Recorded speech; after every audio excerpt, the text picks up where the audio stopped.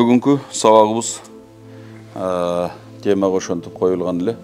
Иман менен ынтымак кымбат нерсе. Чындап эле бул иман ушунчалык кымбат. Иманды Алла Таала өзүнүн сүйгөнүнө гана берет. Эч ким бай иманды сатып ала албайт. Бийлиги менен иманды басып тартып ала албайт. Иман пайгамбарлардын да колунда болгон эмес. Иман берүү.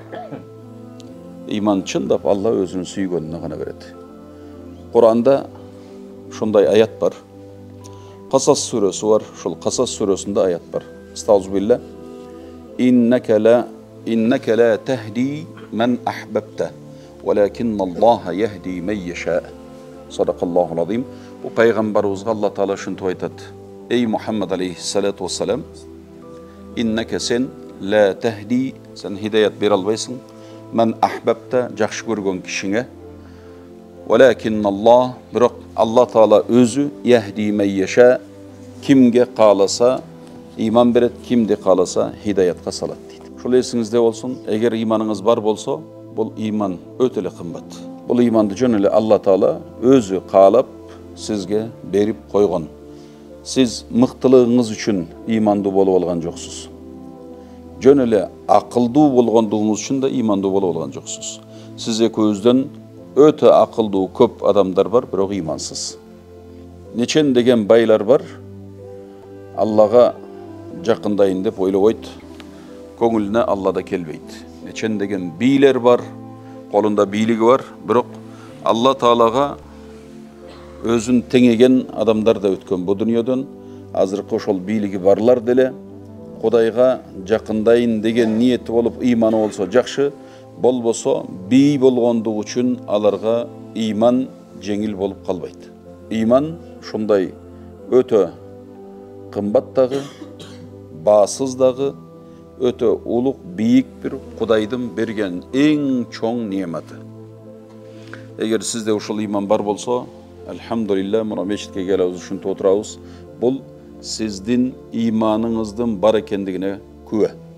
Peygamber aleyhissalatu vesselam aytkan. Demek daima biz adep menen peygamberimizden atı çıksa salavat aytawuz inşallah. İçinizden bolsa da peygamberimiz salavat aytasiz. Süyüktü peygamberimiz Muhammed Mustafa sallallahu aleyhi ve sellem aytkan hadisi var. İza ra'aytumur racula ya'tadul mesacide. Eğer sizler bir kişini görseňer, meçitke şu tınbay kattagan bolsa, meçitke bargandy adat kılıp algan bolsa, feşhedû lehu bil iman degen. Anda sizler ağa iman menen köylük ötörgile degen. Meçitke tınbay kattagan adamdın imanı var ekendigine al kılgan işi köy bolup. Her kimimizin kılgan amalımız şu imanımızın bar ekenine dalil bolup. Şonun üçün iman uşunçalyk kımbat nerse, biz ahli sünne vel cemaat aytawız, imandı Allah beret. Biroq şeytan imandı tartıp alışı mümkünbü degende, şeytan adamdan imandı tartıp alalbaydı. Şeytandan da kojoyundugu jok. Biroq ahli sünne vel cemaatın akidasında İmam Azam rahmetullahi aleyh şuntu aytat, adam özü imandı taştap, imandı çanganda, anan şeytan gelip ошол imanın algan hareket kılat. Kaçan adam imanın çanıp taştayt, Kudaydan alыстaganda, amal kılbay kalganda, adam imandan alыстayt. Amal imandın negizgi dalili, imandı toluktap turgan nerse. Amalınız jok bolsa, Allah Taala sizge hiç kanday vada berbeyt. Allah'ın öz kalosunda gana bolat. Kalasa Allah Taala siz imanınız var bolup biroq amalınız jok bolsa, anda kalasa Allah Taala sizdi azaptaşı mümkün. Şu amal kılbagandığınız üçün, Kudaydın buyruklarını atkarbagandığınız üçün, günöden tıyılbagandığınız üçün. Biroq anan Kudayım keçirem dese, şu imanınız var bolsa, eşhedü en la ilahe illallah ve eşhedü enne Muhammeden Resulullah degen köylük menen jüreğinizde çındap tasdiqtap, tiliniz menen iqrar kılıp, şu imanınız var bolup, amal kılbagandığınız üçün özünüz künökör sesseniz, anda bu dağı жақшырақ kişine. İmanınız salamat bolup, şol iman menen ölürde, adam iman menen ölüp kalsa, anda kalasa Kudayım şol kılgan günöz üçün azaptaşı mümkün, kalasa günözün geçirip koyuşu mümkün. Peygambarımızın en жақшы görgön, canında жүрgön, peygambardı korgogon adamlardan biri Abu Talib degen kişi olgan. Bul Hazreti Ali'nin Peygamberimizin canındağı 4 şeriyardan keçüsü, Peygamberimizin kүйөө balası Hazreti Ali'nin atası olgan Abu Talib degen. Peygamberimizdi bir top asırap Peygamberimizge karap, Peygamberimiz atasından jetim kalganda, apasının kolunda kalıp, çoğ atası Abdülmuttalib'tin terbiyesinde жүрüp, anan Abdülmuttalib çoğ atası dünyadan ötkөндөн кийин atasının bir tuğanı uşul Abu Talib degen bolgan Hazreti Ali'nin atası. Atasının, Peygamberimizin atasının bir tuğanı Abu Talib. Şu kişi Peygamberimizge karalaşıp, asırap, özünün balası odan köp bolgan, oşoğa karabastan Peygamberimizde dağı baldarına koşup, karap, çoğ oykan. Peygamberimiz şul kişi ölöründe Hazreti Ali jaş bala olup, jigitlerden jaş, boydok jaş baldarının arasında imanға kelgen jaş baldarının birincisi Hazreti Ali olgan. İslam tarihinde en birinci imanға kelgen ayallardan kim bolgan dese Hazreti Hadişe'ne öz bolgan deşedi. Aran Peygamberimizin canında aksakal kişilerden şonday jaş ululardan Hazreti Abu Bakr radıyallahu anh olgan. Jaş baldardan kim bolgan dese jaş baldardan Hazreti Ali olgan deydi. Şol Hazreti Ali'nin özü canında Peygamberimizin canında жүрüp, köy olup bir үйde жашап könüp kalgan, Peygamberimiz adam жақшы көрген, Peygamberimizi erçigen, Peygamberimizin kim ekenen жақшы bilgen kişi olgan Hazreti Ali. Biroq atası ölürden murun şöntüp Peygamberimiz canına bargan. Hazreti Abu Talib'tin canına varat. Şunda Hazreti Abu Talib'tin canına varsa, canında bir eki Abdullah ibn Ubay, Abdullah ibn Abi Umeyye, anan Abu Cehl. Ekövten İslam tarihinde belgili bir münafıklardan, müşriklerden, Kudayga şerik katkanlardan aksakalları olgan Kurayş urusunda. Bu şu Abu Talib'tin dostları olgan. Şu yerde okuyada öleyin dep atkanda Peygamberimiz barıp Abu Talib'e aytat. La ilahe illallah dep aytkın deydi. Ey atamdın ağası, menin amakem, ake, siz şu la ilahe illallah deniz deydi. Aytat ya ammu, kul la ilahe illallah kelimetun uhaccu leke biha indallah. Sen şu la ilahe illallah deyip Allah'ın aldığında men sen tarafın talaşam deydi.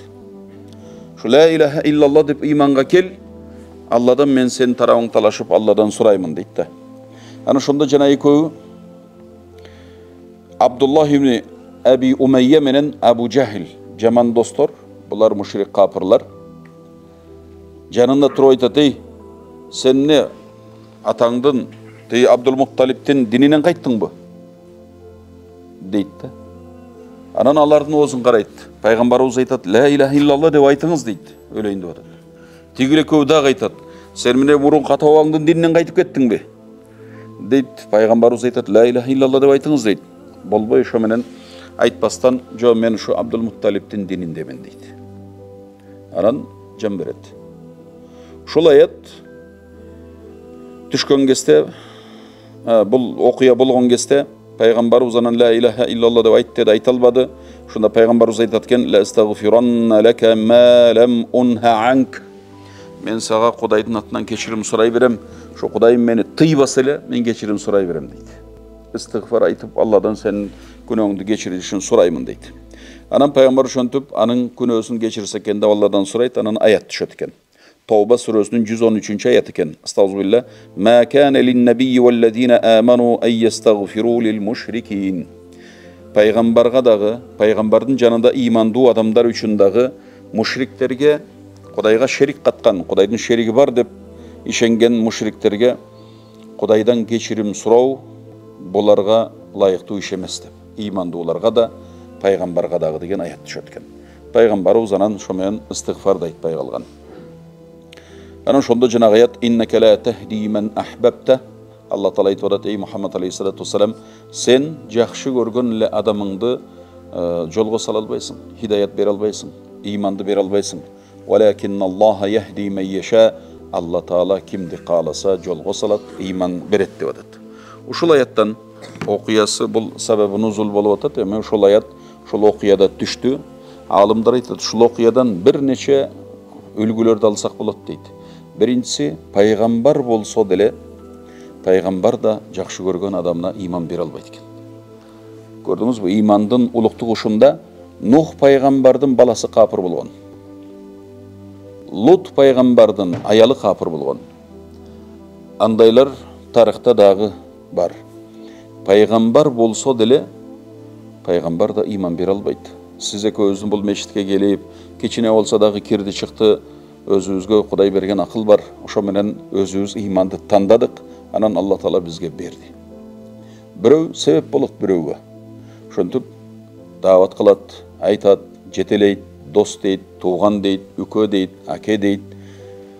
Ошентип отуруп бир адамга себеп болот. Пайгамбарлар да өзүнүн заманында канча деген адамга себеп болгон. Пайгамбарыбыз Мухаммад Мустафа саллаллаху алейхи ва саллям өмүрүнүн өтегинде дүйнөдөн өтүп атканда 120 миңдей сахаба бир чогулган экен. Ажылыкта. Ошонча адамга дагы мисалы ал учурда элестетсеңиз азыркыдай жеңил. Бу 120 миң сахаба болгон. Адан кийин эми канча деген миллион, миллиард деген адамдар эми кыяматка чейин мусулман болот иншалла. Ошол пайгамбардын мэйнетин улап динди таркатууга себеп болгон, дин мэйнетин кылган адамдар дүйнөдө болгондугу үчүн адамдар бири-бирине себеп боло берет. Пайгамбар эмес бирок. Иманга чакырууда, бирөөдүн иманга келишине себеп болууда пайгамбар болуш шарт эмес. Ошон үчүн биздин пайгамбарыбыз акыркы пайгамбар болуп өтүп кеткен. Ал пайгамбарыбыз өткөндөн бери мына 1400 быйыл 34 жыл болуп атат.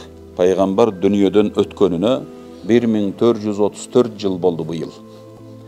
Ону ай календари менен эсептегенде, лунный календарь менен мусулмандар биз ушу айдын жаңырышы менен эсептейбиз.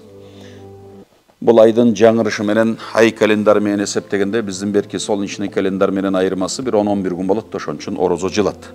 Biz musulmanlar daima жылды эсептегенде şu ay kalendari менен эсептейбиз. Ал bir 354-355 күн болот. Берки биздин күн календари менен солнечный календарь менен эсептегенде 365 күн болот. Экөөнүн айырмасы bir 10-11 күн болот. Ошон үчүн биз мусулмандар дайыма bir жылды эсептегенде ай календари менен эсептейбиз. Айдын жаңырышы менен. Şu 12 жолу ай жаңырып толуп бүткөн кезде bir жыл болуп эсептелет. Пайгамбарыбыздын ошол Mekke'den Medina'ga köçköndөн baştap musulmança жаңы жыл санак башталган. Мону кийин Hazreti Umar radıyallahu anhu пайгамбарыбыздын экинчи халифасы шол мусулман жыл санагын баштаган. Пайгамбар Меккеден Мединага көчкөндөн бер жагына санап баштаган. Пайгамбарыбыз Мединага көчкөндөн кийин 10 жыл жашап пайгамбарлык кылып, анан дүйнөдөн өткөн. Mekke'de turganda Peygamberimiz özü Mekke'de türölgön 40 yaşında peygamber bolgon. 40 yaşında peygamber bolup 13 yıl Mekke'de turgan, peygamberlik kılıp Allah'ın buyruğu menen anan 13 yıldan keyin peygamberlik kılgandayın Mekke'de Medina'ga köçkөнгө Allah'dan ruhsat bolgon. Allah'ın buyruğu menen peygamberimizden köçkön, ayerden köçüp Medina'ga kelip turup ayerde 10 yıl peygamberlik kılgan. Жалпы пайгамбарыбыздын пайгамбарлыгы 23 жылга созулган. Куран ушул 23 жылдын ичинде түшүп бүткөн. Ушул аралыкта пайгамбарыбыз демек Меккеден Мединага көчкөндөн кийин 10 жылдан ашкандан кийин дүйнөдөн өткөн. Ошон үчүн биз айтабыз, быйыл ушул хижраттын Меккеден Мединага көчкөн учурду, көчкөн окуяны хижрат дейбиз, көчүүдү. Пайгамбарыбыз şu Mekke'den Medine'ga hicrat kılgandan başlap bıyıl 1445 yıl. 1445 yıl öttü. Пайгамбарыбыз şu köçköndeyin 10 yıl ötkөндөн kийин bolsa 11. hicratta Пайгамбарыбыз dünyadan ötkön. Bıyıl 1445 bolsa, şunun 11. yılında Пайгамбар ötkön bolsa, Пайгамбар ötkönden beri bıyıl 1434 yıl oldu. Пайгамбар ölgönden beri. Ay kalendari menен эсептегенде. Mana şol aralıkta Пайгамбарыбыз өтүп кетсе дагы, быйыл 1434 жыл болуп атса дагы, Бирок дин иши Кудайга шүгүр токтогон жок. Шунчадан бери улам бизге окшогон мусулмандар алсыз болуп, колубуздан эчтеке келбей, динибизди карманбай, динден алыстап калган кезде үммөттүн башына кыйынчылык келген. Үммөт ойгонуп, динди бекем карманып, Кудайга таянып, иманын күчөтүп, анан амалга өткөн кезде Куранга баш ийип, пайгамбардын сүннөтүн карманып, Курандагы адалды адал деп, арамды арам деп, Курандагы келген бүтүн буйруктарды аткарып, өзүн ойгото баштаган кезде үммөткө анан чындап кубатка келе баштаган, канчалык динден алыстаса, ошончолук үммөт кор боло баштаган.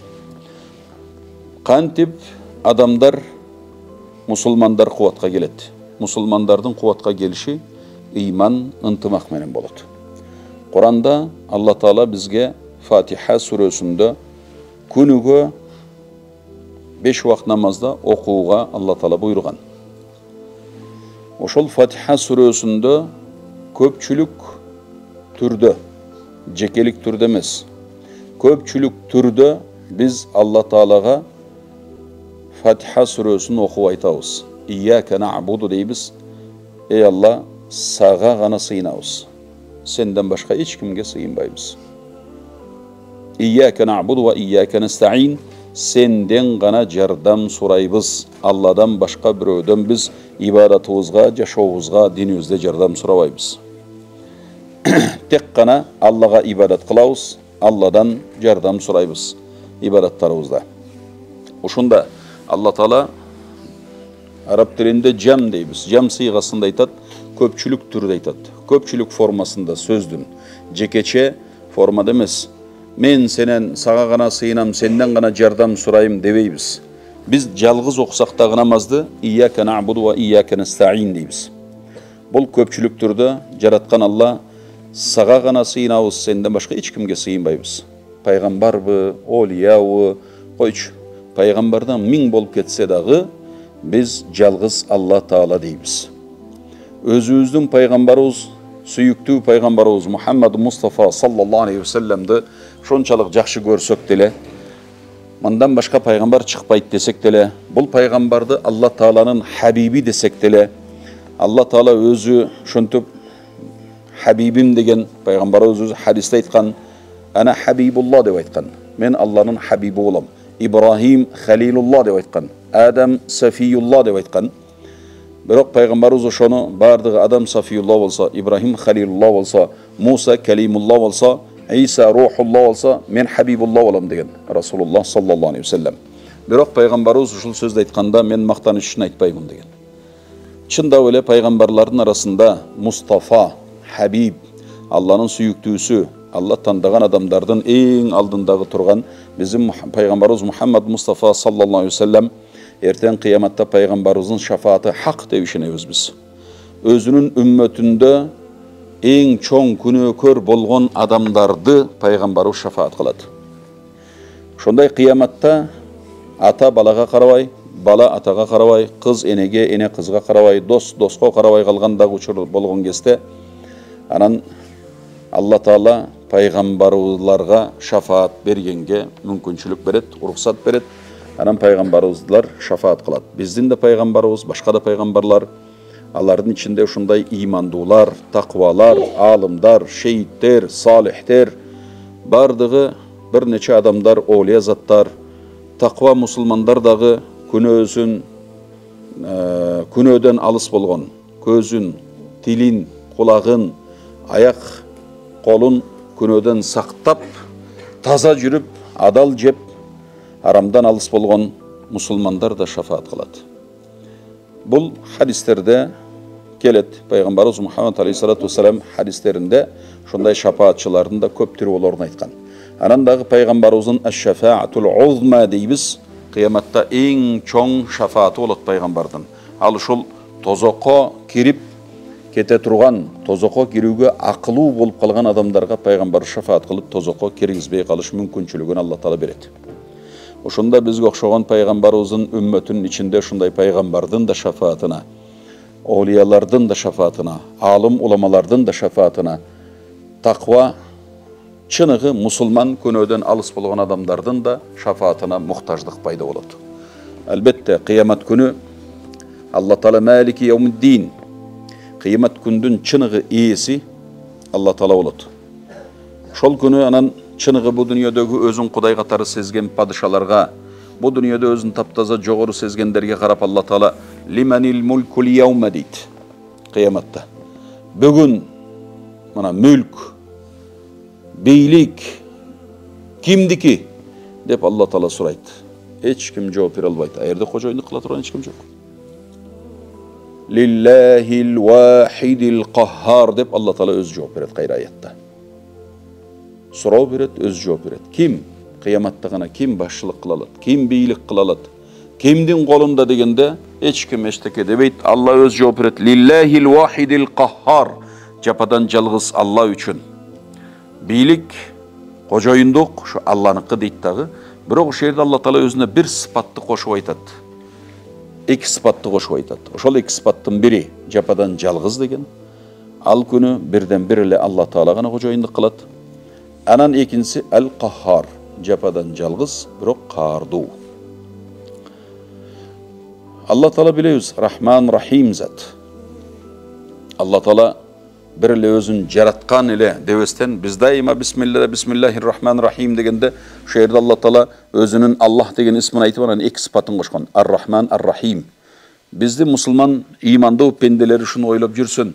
Men Allah'mın dağı, Allah ele olup, qardı ele olup kalbayım, biroq men Rahman Rahim'in degen. Qayerде bolsa biz işibizdi Paygambardın sünneti dep Allah'ın ısımları menen baştayбыз.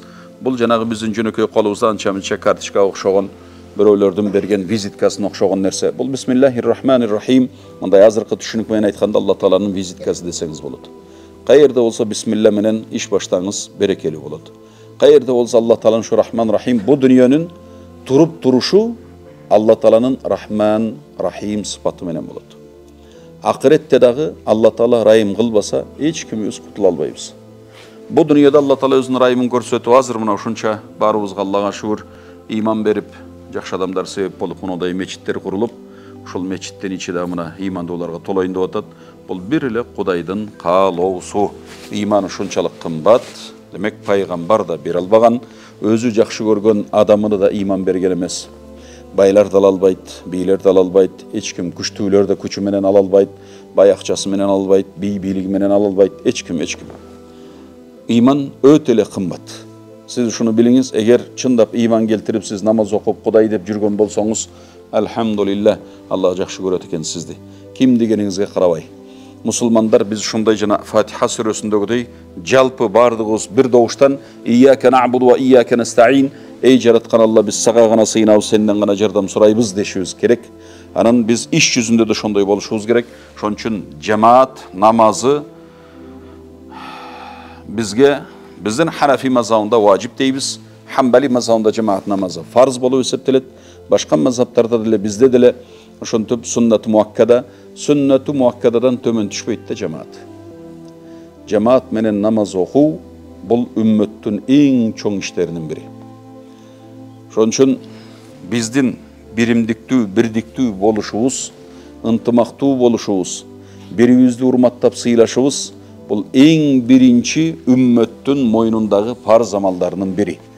Бөлініп жарылу бұл имансыздардың белгісі. Allah Taala Kur'an'da Estağfirullah وَاَعْتَصِمُوا بِحَبْلِ اللّٰهِ وَلَا تَفَرَّقُوا Ey iman keltirgenler, imandolar, sizler Allah'ın dinine, Allah'ın Kur'an'ına birigip beken bolguladağı, anan özara ajraşıp ынтымаңарды бузбагыла, ыдырабагыла деген Allah Taala. Araplarda пайгамбар болуп ислам дини келгенге чейин эки чоң уруулардын бири Аус менен Хазраж дегендер болгон.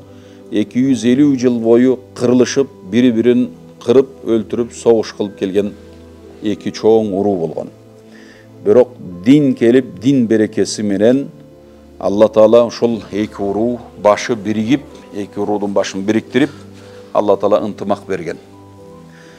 Bir ele din чын адамдардын ортосундағы ынтымаққа себеп болушу мүмкін.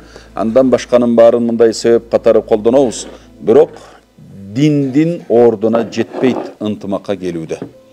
Бирден бир гана мусулмандардын башын бириктирип ынтымак кылып турууда din эң жогорку ролду ойнойт. Себеби Алла Таала бизди жараткан зат эмне нерсенин биригерибизди бизге көрсөтүп койгон. Бул эки дүниөнүн бактылуулугу жашырылган, эки дүниөнүн бактылуулугу бекитилген дин болуп эсептелет. Ким ыхласы менен динге келсе, анда ал шол биримдикке моюн сунган адамдардын бири болуп эсептелет. Бирок улам кайсыл жерге дин келсе, аерде дагы сыноо болбой койбойт. Дин келгенден кийин сыноо болот. Пайгамбарыбыз Куранда ошентип айткан: "Ыймандуулар ыйманга келип эле сыналбай жөн туруп калат" деп ойлойбу дейт. Ыйман деген кымбат.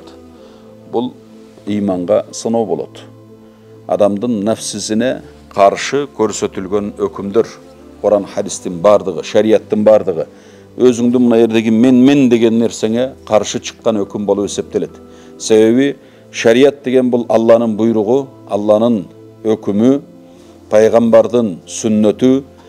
Динге моюн сунган адам өз каалоосу менен эмес, Алланын каалоосу менен, Алланын буйругу менен, пайгамбардын сүннөтү менен жашайм деп мойнуна алган адам болуп эсептелет. Бардыгыбыздын ыйманыбыз өтө эле толук эмес. Андыктан ыйманыбыз ошол алсыз болуп турган кезде нафсы менен күрөшүп, талашып, тартышабыз. Кээде нафсы бизди жеңип кетет. Айла жогонан кийин намазын каза кылат бирөөлөр. Кээде нафсы жеңип кетет, арамга аралашат, жейт, көзүн тыя албайт, тилин тыя албайт, кулагын тыя албайт, анан Алланын өкүмүн аткара албай кыйналат. Бул биздин алсыздыгыбыз. Бирок эң жакшысы, шуну билишиңиз керек, ыйманыңызга канча рет сыноо келсе дагы Алланы тандаганды үйрөнүшүбүз керек. Алла менен, Алланын дини менен буякта дүнүйө, нафсиң, жоро жолдош, дагы ошон жанаган жаман жоро жолдоштун дагы зыяны болот. Жанагы окуяда, Абу Талиптин окуясында алымдар айтат, жаман жолдош жаман өлүмгө себеп болот дейт. Ошол жерде Абдуллах ибн Аби Умайя менен Абу Жахл экөөсү Абу Талиптин ыйманга кел деп пайгамбарыбыздын чакырганына карабай экөөсү сен эмне ата-энеңдин, баягы ата-бабаларыңдын дининен кайттыңбы деп жанында көшөрүп туруп алган.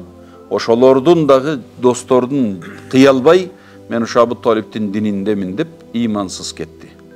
Алымдар ошону айтат: жаман дос жаман өлүмгө себеп болот. Кудайым мындан сактасын.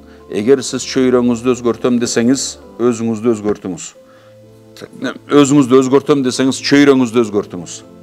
Себеби өзүңүздү өзгөртпөсөңүз, сизге ыйман бекем отурбайт. Өзүңүздү өзгөртүштүн бирден бир жолу чөйрөңүздү өзгөртүшүңүз керек. Жаман досту ташташыңыз керек. Сизди жакшылыкка тарткан, сиздин ыйманыңызга күйгөн адамдар менен дос болушуңуз керек.